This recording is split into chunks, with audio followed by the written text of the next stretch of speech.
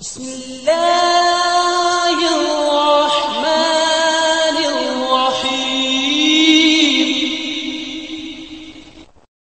نحمدہ ونصلی ونسلم علی رسولہ الکریم اما بعد۔ دوستوں، جب اللہ رب العزت کے خلیل ابراہیم علیہ السلام کا نمرود سے مناظرہ ہوا اور نمرود اس مناظرے میں شکست کھا گیا، تو نمرود نے یہ فیصلہ کیا کہ ابراہیم علیہ السلام کو ایسی سزا دینی چاہیے کہ یہ ہمیشہ یاد رکھیں اور ان کو یہ یاد رہے کہ بادشاہ وقت جو اس وقت خدا کا درجہ رکھتا ہے اس سے الجھنے کا کیا انجام۔ تو نمرود نے اپنی قوم میں اعلان کر دیا کہ ابراہیم علیہ السلام کو آگ میں ڈالا جائے گا اور پوری قوم اس کی تیاری کر لے۔ خیر، بڑے زور و شور کے ساتھ یہ تیاریاں ہونے لگیں اور ایک بہت بڑا ایسا انہوں نے سیٹ اپ بنایا کہ جس میں بہت بڑی ایک آگ جلانے کا پورا ان کا ایک پلان تھا۔ ابراہیم علیہ السلام کو جب آگ میں ڈالا جا رہا تھا اس سے کچھ دیر قبل ایک فرشتہ آیا اور کہا کہ اللہ کے خلیل، آپ اللہ سے دعا مانگیں کہ اللہ تعالیٰ آپ کو بچا لے۔ تو ابراہیم علیہ السلام کا ایمان افروز اور توکل آمیز جو جواب تھا وہ کیا تھا؟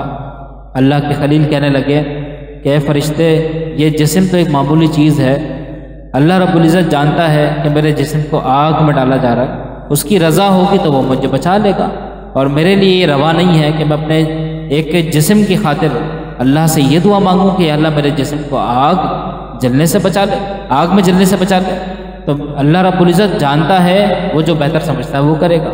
یہ ابراہیم علیہ السلام نے فرشتے کو جواب دیا۔ کچھ دیر میں جبریل امین علیہ السلام حاضر ہوئے اور جب آگ بھڑکائی گئی تو جبریل امین علیہ السلام نے بھی آپ سے کہا کہ اللہ کے خلیل، اللہ سے دعا مانگیں۔ تو ابراہیم علیہ السلام نے حضرت جبریل سے کہا کہ جبریل، یہ آگ کس نے جلائی ہے؟ تو جبریل نے جواب دیا کہ یہ آگ اللہ رب العزت کی رضا تھی تو جلی ہے۔ تو اللہ کے خلیل ابراہیم علیہ السلام نے کہا کہ اگر یہی رضائے جلیل ہے، اگر رضائے جلیل ہے تو آگ میں جلنا ہی رضائے خلیل ہے۔ یہ ابراہیم علیہ السلام کا ایمان افروز جواب تھا، جس کی وجہ سے وہ آگ جو بڑے اعلیٰ درجے کی آگ تھی اور جس کے لیے بڑا اس کو دہکایا گیا تھا، وہ آگ اللہ کے خلیل ابراہیم علیہ السلام پر توکل ابراہیمی کی وجہ سے گلے گلزار بن گئی۔ تو اس حکایت سے ہمیں سبق یہ ملا کہ دوستو، اللہ پر اگر توکل مضبوط ہو جائے تو آگ بھی نقصان نہیں پہنچا سکتی۔ اللہ پر اگر آپ کا اعتبار اور توکل مضبوط ہو جائے تو پوری دنیا آپ کے اگینسٹ ہو جائے لیکن آپ کا بال بھی بیکا نہیں کر سکتے۔ اللہ تعالی ہمیں سمجھ عطا فرمائے۔